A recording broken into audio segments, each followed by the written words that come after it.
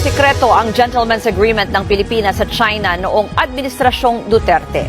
Yan ang giniit ng Embahada ng China at nasabihan din daw nila ang kasalukuyang administrasyon tungkol dito. Nasa frontline ng balitang yan, si Camille Samonte. Sinagot na ng Chinese Embassy ang mga tanong ni Pangulong Bongbong Marcos tungkol sa umano'y Gentleman's Agreement ni dating Pangulong Rodrigo Duterte sa China.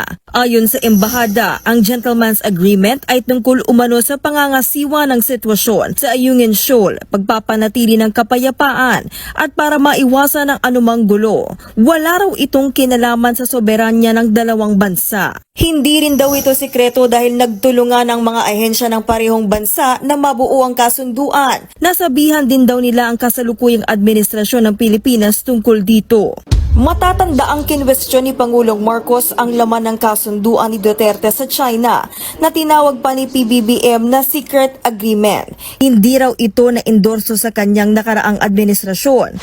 Una nang sinabi ni dating Pangulong Duterte na may napag-usapan nga sila ni Chinese President Xi Jinping tungkol sa paghahatid ng supply sa nakasadsad na BRP Sierra Madre sa Ayungin Shoal. Pero wala raw gentleman's agreement. Status quo lang daw ang kanilang napagkasunduan. Ibig sabihin daw niyan, bawal magdala ng mga construction material